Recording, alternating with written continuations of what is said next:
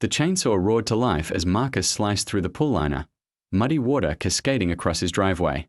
Behind him, sirens wailed, getting closer. His neighbor, Karen, stood in her yard, phone pressed to her ear, screaming about property destruction while her twin boys clutched stolen pool toys behind their backs. But when the police arrived and discovered what was really floating in that murky water, everything Karen thought she knew about her quiet neighbor would shatter. Some secrets are buried 6 feet deep. Others hide in plain sight, in an above-ground pool. Marcus Chen gripped the chainsaw's handle until his knuckles went white, watching the Hendricks twins dart across his backyard like a pair of feral raccoons. 8-year-old Tyler clutched the new pool thermometer Marcus had bought just yesterday, while his brother Jake dragged the floating basketball hoop through the gap in the fence they'd torn open weeks ago. Tyler, Jake, get back here right now. Karen Hendricks' shrill voice carried across both yards, but she made no move to retrieve her children. She stood on her back deck, coffee mug in hand, watching with the detached interest of someone observing wildlife through a zoo enclosure. This was the 4th time this week. Marcus set the chainsaw down on his patio table and walked to the fence line. The boys had vanished into their house, clutching their stolen prizes. Karen remained on her deck, now scrolling through her phone as if nothing had happened. Karen. His voice was steady, controlled, the way his father had taught him to speak. When rage threatened to spill over. We need to talk. She glanced up, feigning surprise. Oh, Marcus. I didn't see you there. 23 years of marriage to a pathological liar had given Marcus a keen eye for deception. Karen's practiced innocence was amateur hour compared to what he'd lived with. Your boys took my pool equipment. Again. Oh, did they? Karen descended, her deck steps with theatrical concern. I'm so sorry. You know how kids are. They probably thought it was theirs. Marcus gestured to the obvious hole in the fence, through a gap they created in my property. Well, technically, the fence line is shared property, so the thermometer was floating in my pool 5 minutes ago. It has my name written on it in permanent marker. Karen's expression shifted, the mask slipping just enough to reveal the calculation beneath. She was weighing her options, deciding how much plausible deniability she could maintain. I'll talk to the boys, she said finally. But honestly, Marcus, they're just curious about the pool. Maybe if you weren't so. She gestured vaguely. At his yard. Antisocial. You could invite them over sometime. Share a little. The word antisocial hit him like a physical blow. Sarah had used that same word during their final argument, 3 months before the divorce papers were served. Before everything fell apart. Before he'd moved to this quiet suburban street, hoping for peace. I'm not running a public recreation center, Marcus said. And your children are not my responsibility. They are 8 years old. It's a pool. It's not like they're hurting anyone. Marcus looked at his pristine backyard, at the pool he'd saved for 2 years to buy, at the carefully maintained landscaping that gave him something to focus on besides the wreckage of his life. This space was his sanctuary, the one place where he had control. The pool equipment they took costs money to replace. Money I don't have to spare right now. Karen's laugh was sharp, dismissive. Oh please. You drive a BMW. Don't cry poverty to me. The BMW was 7 years old and had been a gift from Sarah during better times. Now it was just another reminder of what he'd lost, but he couldn't afford to replace it. Just like he couldn't afford to keep replacing pool equipment every time. Karen's boys decided his backyard was an extension of theirs. Just get my property back, Marcus said. And fix your fence. I'll think about it. Karen turned to go back inside, then paused. You know, Marcus, you moved to a family neighborhood. Maybe consider acting like part of the community instead of hiding behind your fence like some hermit. She disappeared into her house, leaving Marcus alone with his frustration and the gaping hole in his fence. That evening, Marcus sat on his back deck, watching the sun set behind the pool. The water was perfectly clear, the automatic cleaner humming softly as it traced its methodical path across the bottom. This ritual had become sacred to him, the daily moment of peace when he could pretend his life wasn't in free fall. The divorce had cost him half of everything. The house in the suburbs had to be sold. The retirement fund, split down the middle. Even the dog had gone to Sarah, along with most of their mutual friends who'd chosen sides like they were dividing up assets. This modest rental house and its precious pool were all he had left of his dreams. And Karen Hendricks was systematically destroying even that small sanctuary. A splash from the deep end made him look up. Tyler Hendricks was climbing out of his pool, soaking wet and grinning, while Jake stood guard at the hole in the fence. "Hey!" Marcus shot to his feet. "Get out of there!" The boys scrambled for the fence opening, but Tyler's wet feet slipped. On the deck. He went down hard, his knee connecting with the concrete with a sound that made Marcus wince. Tyler's scream was immediate and piercing. He clutched his leg, blood seeping between his fingers. Marcus's anger evaporated, replaced by concern. He was beside the boy in seconds, kneeling to examine the injury. Tyler's knee was scraped badly, but it looked worse than it was, mostly surface damage and shock. "It's okay, buddy. You're going to be fine. Let's get you cleaned up." But Tyler was already scrambling away, limping toward the fence hole, tears streaming down his face. "Don't tell my mom. Please don't tell my mom." The terror in the boy's voice stopped Marcus cold. This wasn't embarrassment or fear of getting in trouble for trespassing. This was something deeper, more primal. "Tyler, wait." But the boy had already squeezed through the fence opening, disappearing into his own yard. Jake followed without a word, shooting Marcus a look that was equal parts fear and warning. Marcus stood alone in his backyard, staring at the drops of blood on his deck, trying to process what he'd just witnessed. Tyler's reaction wasn't normal. Kids got hurt all the time, but they didn't usually beg strangers not to tell their parents. Through the thin walls separating the houses, he could hear raised voices. Karen's sharp tones mixed with Tyler's sobbing explanations. The words were muffled, but the cadence was familiar. Accusation, denial, escalation. Then Tyler screamed. Not the startled cry of pain from his fall, but something else entirely. Something that made Marcus's stomach clench with recognition. He'd heard that sound before, in his own childhood, echoing off his father's basement. Walls. The screaming stopped abruptly. Marcus stood frozen, listening to the sudden silence from next door. His hands were shaking, and he realized he was holding his breath. Part of him wanted to call the police, but what would he say? He'd heard a child scream? Kids screamed all the time. And Karen would just deny everything, paint him as the unstable neighbor who couldn't mind his own business. He was overreacting. He had to be.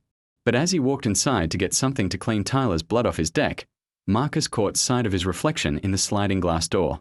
The man staring back at him wore the same expression he'd seen in his own mirror 30 years ago, the helpless confusion of a child who knew something was wrong but didn't know how to make it stop. The next morning, Marcus woke to find his pool thermometer floating in his pool again, along with the basketball hoop. But now there was something else, a small pile of Tyler's bloody clothes, weighted down with rocks at the bottom of the deep end. His first instinct was to fish them out, to pretend he'd never seen them. But as he stared at the small t-shirt and shorts resting on the pool's floor like evidence at a crime scene, Marcus realized that pretending wasn't an option anymore. Some lines, once crossed, changed everything. He was reaching for his phone to call the police when Karen's voice cut through the morning air like a blade. "Marcus, what the hell are you doing to my pool?" He spun around to find her standing at the fence line, still in her bathrobe, pointing at the bloody clothes in his pool as if he'd put them there. "Those aren't mine," Marcus said carefully. "Of course they are. You're trying to frame us for something." Karen's voice was rising, taking on the hysterical edge he'd learned to recognize. "This is harassment. I'm calling the police." She was already dialing, phone pressed to her ear, speaking in the breathless, panicked tone of a victim under attack. 911. "I need help. My neighbor is destroying his pool and trying to blame my children for something. I think he's having some kind of breakdown. He's been threatening us for weeks." Marcus stared at her in amazement. The sheer audacity of turning reality completely upside down within seconds was almost impressive. But as he watched Karen perform her victim act 4, the dispatcher, something inside him finally snapped. If she wanted to play games, he'd play games. Marcus walked to his shed and pulled out the chainsaw he'd been using to clear fallen branches. The engine roared to life on the first pull, drowning out Karen's frantic phone conversation. He walked to the edge of his above-ground pool and placed the chainsaw blade against the metal wall. Karen's eyes went wide. She covered the phone with her hand. Marcus, what are you doing? Stop.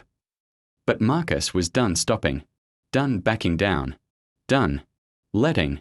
The first police cruiser pulled into Marcus's driveway just as the last of the pool water finished draining into the storm gutter.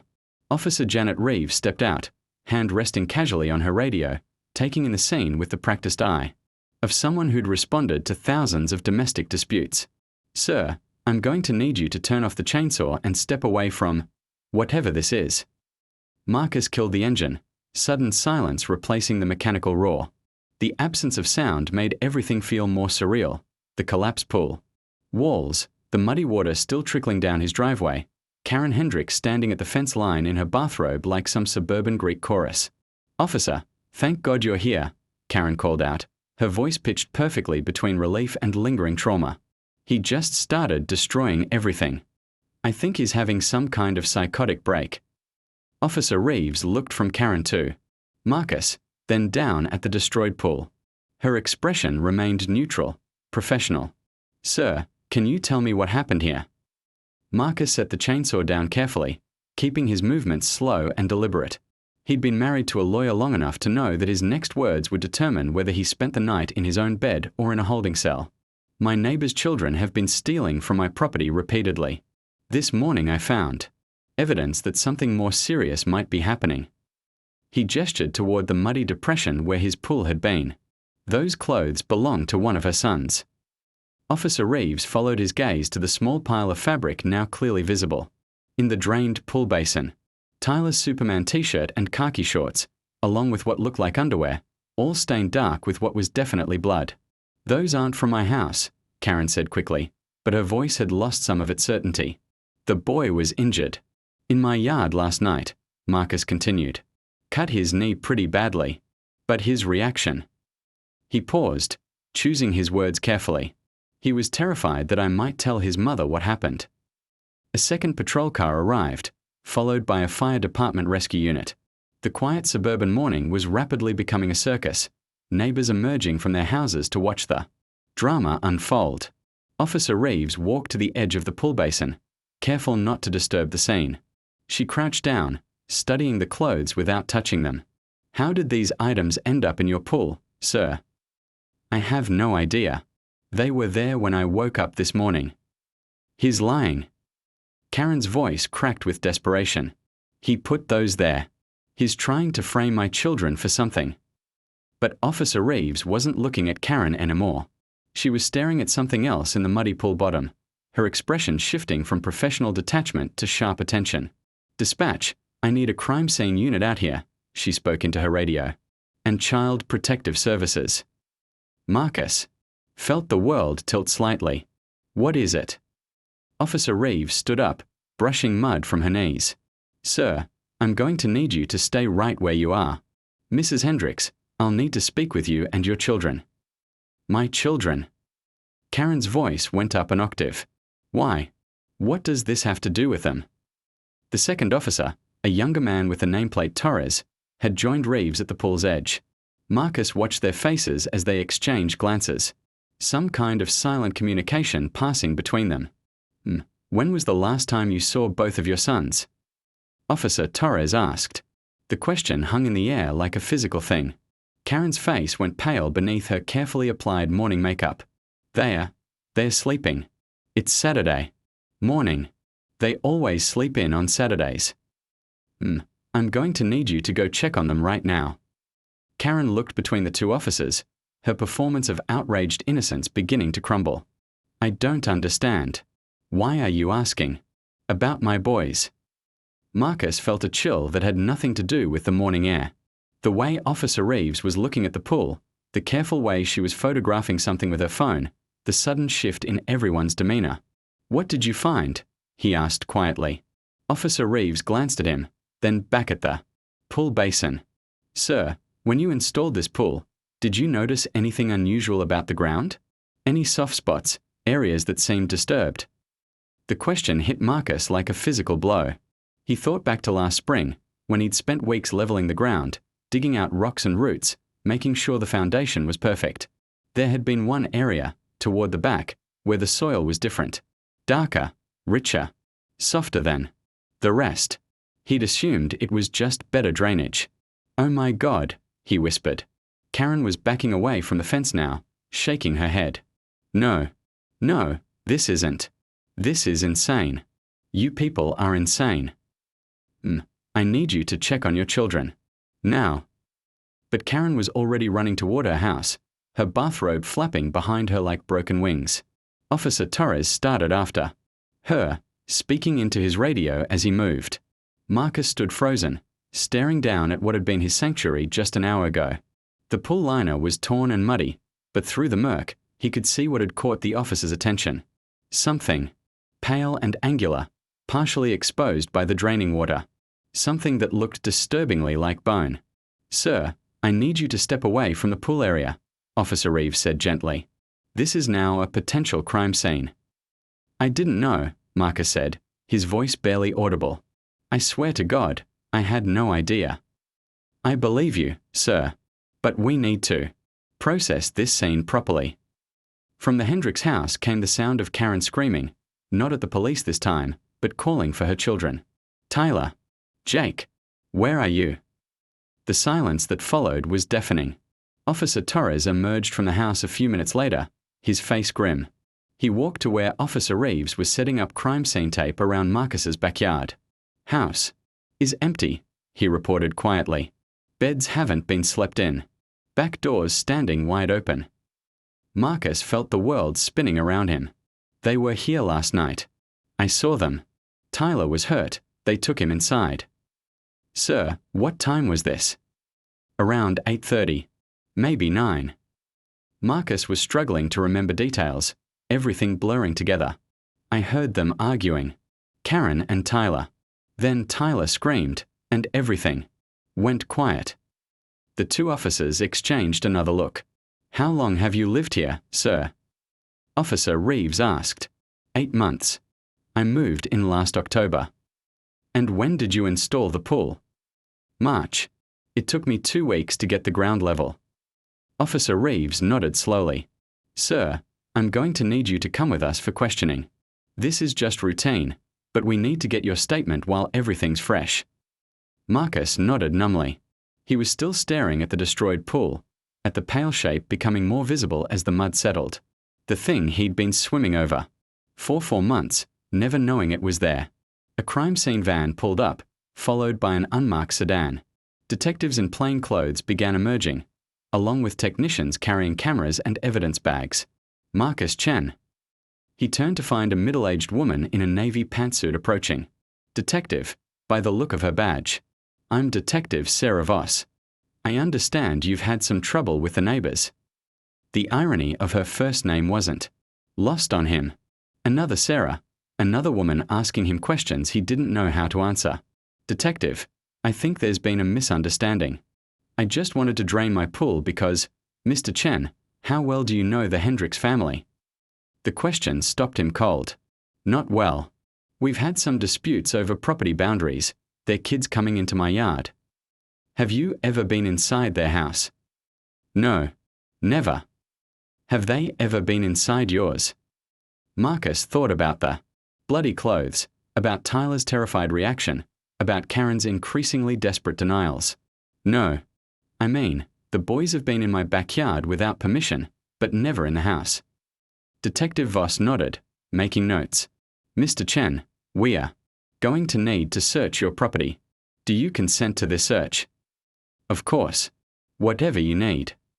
But even as he said it, Marcus felt a creeping dread. Because he was beginning to understand that whatever was buried under his pool, whatever had happened to Tyler and Jake Hendricks, it was all going to be connected to him now. He was the neighbor with the mysterious past, the antisocial man who'd moved in just before the previous tenant disappeared. He was the one who'd chosen to put his pool in exactly the right spot to cover up whatever lay beneath. And now Karen Hendricks was nowhere to be found, her children were missing, and Marcus was standing in a crime scene that used to be his backyard. As the crime scene technicians began their careful excavation of his former pool, Marcus realized that destroying his sanctuary to spite his neighbor had been the biggest mistake of his life. But as Detective Voss led him toward the police car, something Karen had said earlier kept echoing in his mind. "You moved to a family neighborhood." How had she known he'd moved here? He'd never told her where he'd lived before. In fact, he'd been careful not to share personal information with any of his neighbors. Unless she'd known him before he moved in. Unless this whole nightmare had been planned from the very beginning. Chat controls Sonnet 4. The interrogation room at the county sheriff's office smelled like disinfectant and desperation. Marcus sat across from Detective Voss, his hands wrapped around a cup of coffee that had gone cold an hour ago. Through the one-way mirror, he could see his own reflection, hollow-eyed, unshaven, looking exactly like what he was, a man whose life had just imploded. "Let's go over this again," Detective Voss said, consulting her notes. "You moved to 1247 Maple Street in October. The previous tenant was—" "I don't know. The landlord never mentioned anyone." "David Morrison. 43 years old, worked in IT. Disappeared in September, just before you moved in." She slid a photograph across the table. "Ever seen this man?" Marcus studied the photo. Average height, brown hair, glasses. The kind of face that would blend into any crowd. "No. Never." Mr. Morrison's car was found abandoned at the airport. No record of him boarding any flights. Credit cards haven't been used since September 15th. Marcus felt the walls closing in. "Detective, I had nothing to do with whatever happened to this man. I answered an ad on Craigslist, paid first month's rent, and moved in." "Who was the landlord?" "Property management company. Hendricks Realty Group." The words were out of his mouth before the connection hit him. "Oh, Jesus." Detective Voss raised an eyebrow. "You didn't realize?" "Karen never told me she was in real estate. I paid rent to the company. I never dealt with her directly until after I moved in." But even as he said it, Marcus was remembering details that hadn't seemed significant at the time. How quickly his rental application had been approved. How Karen had just happened to knock on his door the day after he moved in, welcoming him to the neighborhood with homemade cookies. How she'd seemed to know details about his divorce, his financial situation, things he'd never shared with anyone. On Maple Street. "Mr. Chen, I need you to think carefully.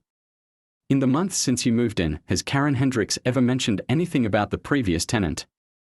Ever suggested you change anything about the property?" Marcus's mind raced backward. Through 8 months of interactions. Karen complaining about his landscaping, suggesting he plant different flowers. Karen mentioning how much nicer the backyard looked now that he'd fixed it up.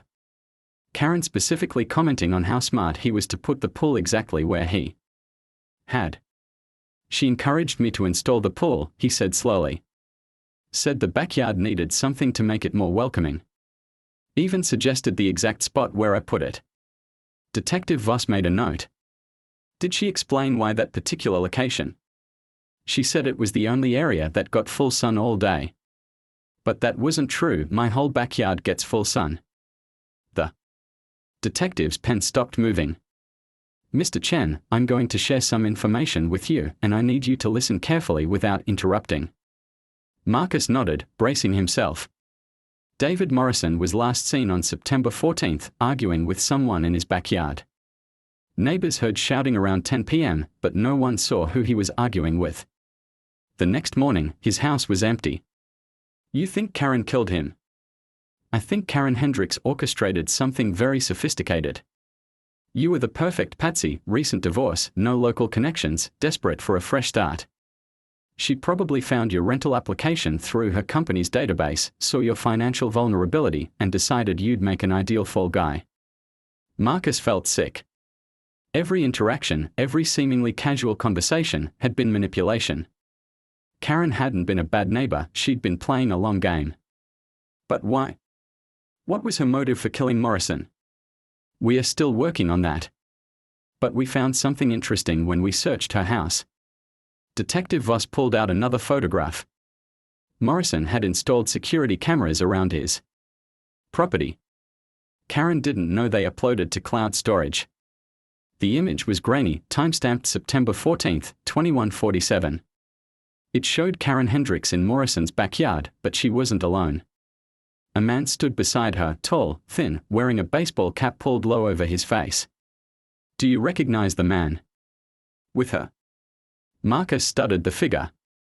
Something about the posture was familiar, but the image was too dark to make out features. I can't tell.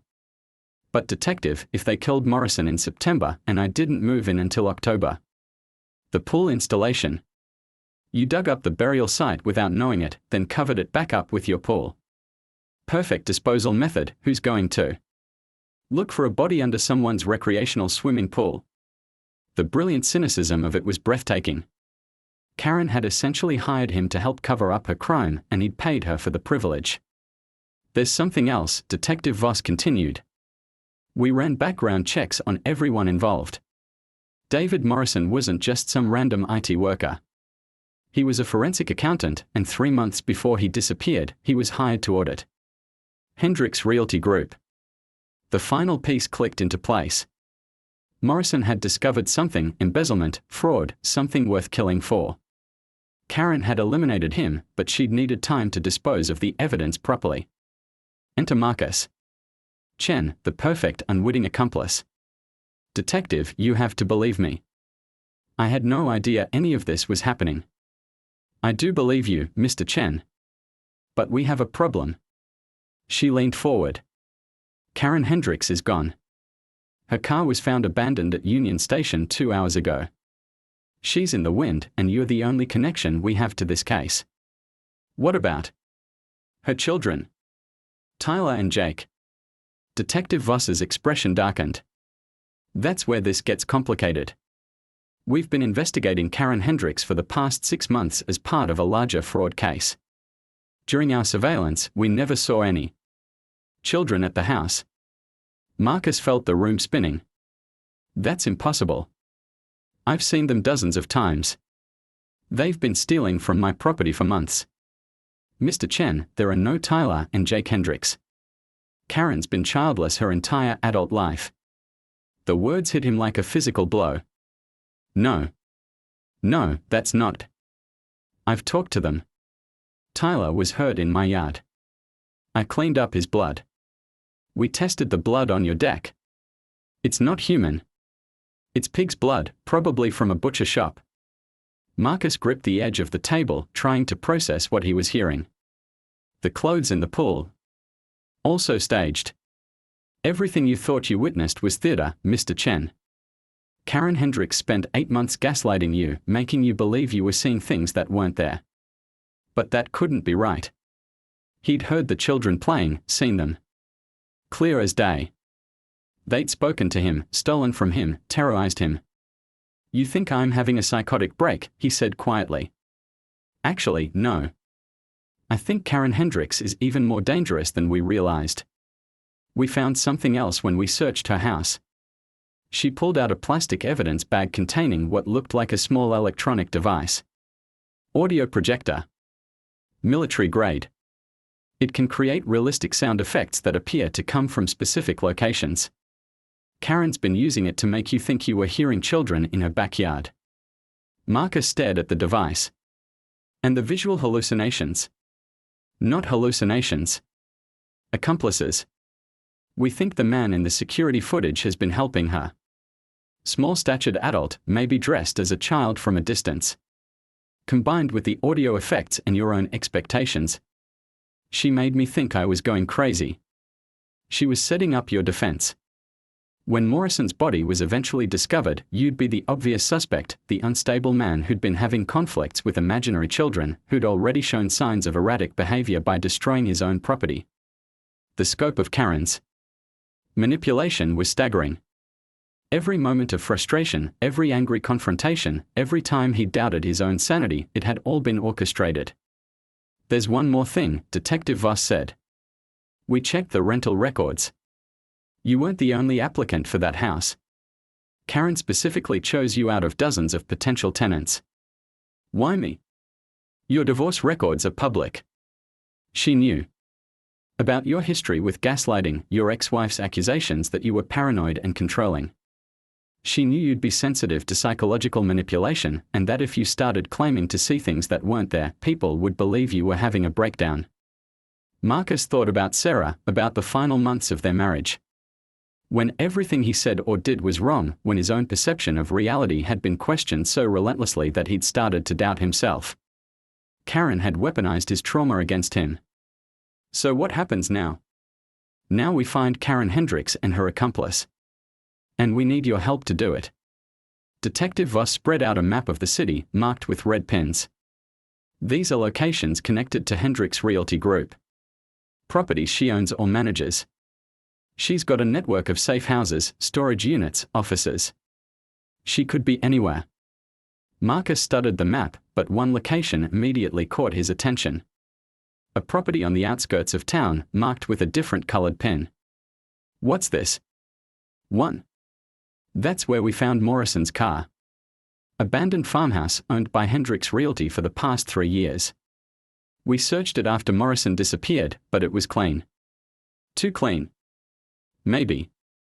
We might have been looking for the wrong thing.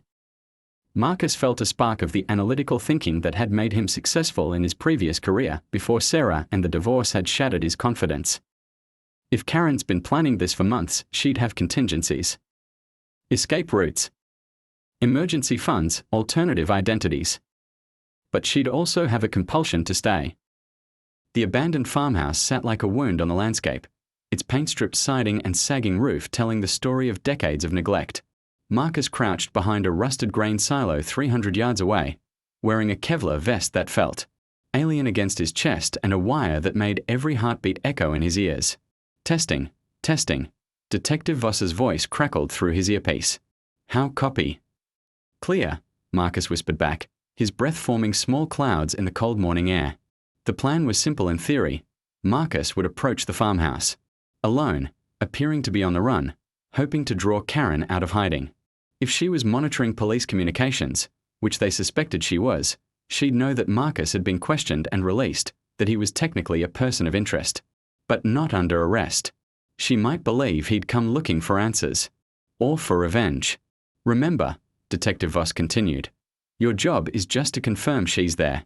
Don't try to be a hero. We've got snipers positioned on 3 sides. Marcus adjusted the small camera, clipped to his jacket button. Everything would be recorded, every word documented.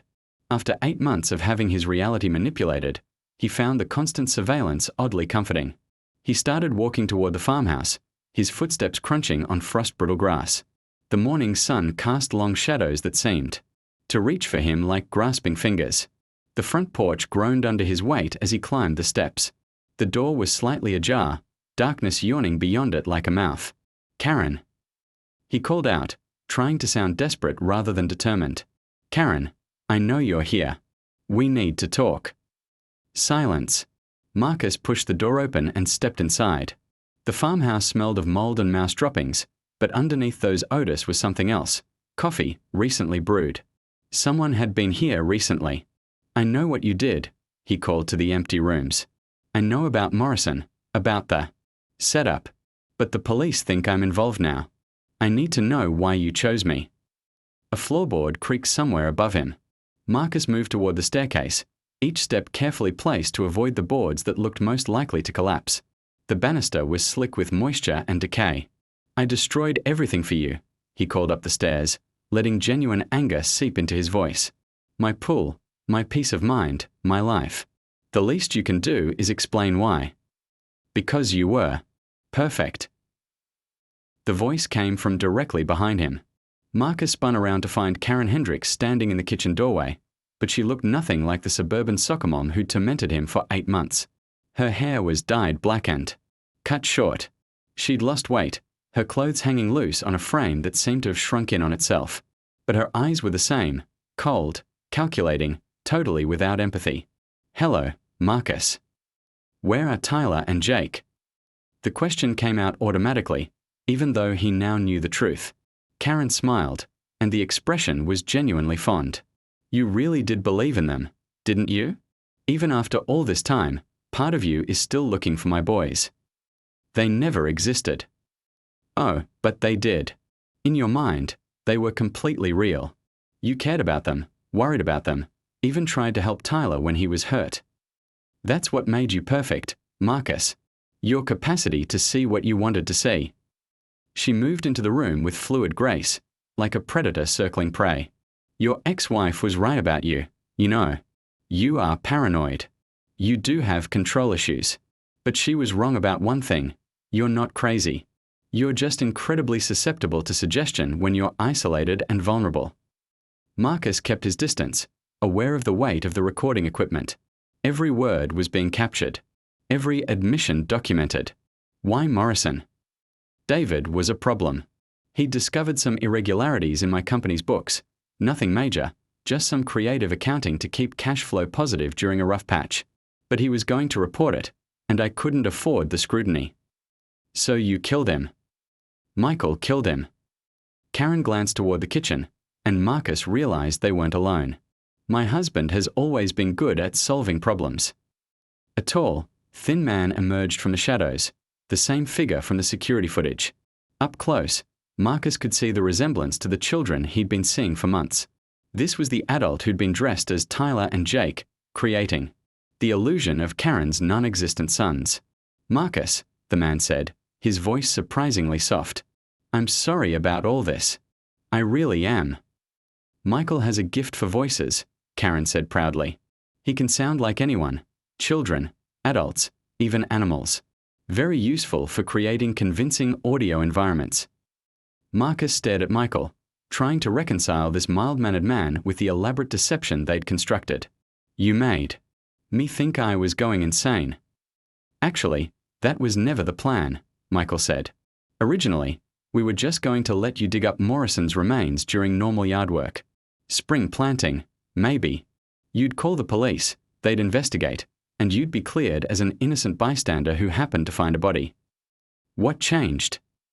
Karen laughed, but there was no humor in it. You changed the plan when you decided to install that pool. Suddenly, Morrison was buried under tons of water and concrete. We couldn't get to him without major excavation, which would look suspicious.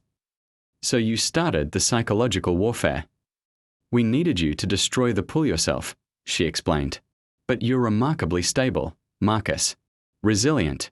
Even after months of harassment, you just kept trying to solve the problem rationally. We had to escalate.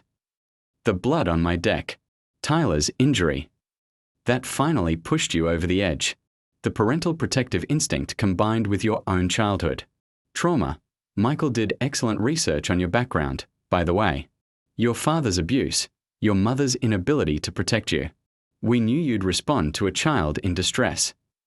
Marcus felt sick. They'd weaponized his deepest pain, his most fundamental fear of failing to protect someone vulnerable. The plan was beautiful in its simplicity, Karen continued. You'd become increasingly unstable, the neighbors would notice your erratic behavior, and eventually you'd have some kind of breakdown. Maybe destroy your own property, maybe threaten the imaginary. Children. Either way, when Morrison's body was found, you'd be the obvious suspect, the unhinged neighbor who'd been having psychological problems for months. But I called the police too soon, Marcus realized. Before you were ready. Before we could properly stage your mental breakdown, yes. And now here we are, improvising. Through his earpiece, Marcus could hear Detective Voss coordinating with the tactical team. They had enough recorded confession to put both Karen and Michael away forever, but something about Karen's calm demeanor was troubling. She was too relaxed. For someone who'd just confessed to murder. There's one thing I don't understand, Marcus said, stalling for time. How did you know I'd be susceptible to this kind of manipulation? Your divorce records were very illuminating. Sarah documented every instance of what she perceived as your paranoid behavior. Your accusations that she was moving things around the house, changing your schedule without telling you, undermining your relationships with friends. She thought you were becoming controlling and jealous. I was right, though. She was doing those things. Of course she was. Sarah was cheating on you for 2 years and gaslighting you to cover it up. That's what made you perfect for our purposes. You'd already been psychologically conditioned to doubt your own perceptions. You were primed for manipulation. The casual way she discussed the destruction of his marriage, the clinical analysis of his vulnerability, made Marcus's hands shake with rage. You destroyed my life for money. I saved my life, Karen corrected. Morrison's audit would have ruined me. Prison, bankruptcy, the loss of everything I'd worked for. I did what anyone would do when cornered. I fought back. Most people don't commit murder. Most people don't have the imagination or the resources. Michael and I, we've always been good at solving complex problems. Through the wire, Marcus heard Detective Voss's voice. We are moving in. Get out of there. But as he turned toward the door, Michael stepped into his path. I'm afraid you can't leave just yet, Marcus. Karen smiled, and for the first time, Marcus saw genuine warmth in her expression. But it wasn't directed at him. The thing about elaborate plans, she said, is that they require elaborate contingencies. We knew this day might come. Michael pulled a pistol from behind his back, holding it with the casual competence of someone who'd used weapons before. You see, Marcus, you were never just the patsy. You were also the insurance policy. Through his earpiece, Marcus could hear shouts, the sound of vehicles moving. But the tactical team was still minutes away, and he was staring down the barrel of a gun held by a man who'd already killed once. The beauty of our backup plan, Karen continued, is its simplicity. Unstable man takes hostages at remote location. Police storm the building. In the confusion, shots are fired. Tragic ending for everyone involved. Marcus realized with horrible clarity that Karen and Michael weren't planning to escape. They were planning to die and take him with them. But as Michael raised the weapon, something else became clear. The psychological games that had nearly broken Marcus's mind had also given him an unexpected gift. After 8 months of questioning everything he saw and heard, after being gaslit and manipulated and driven to the edge of madness, Marcus had developed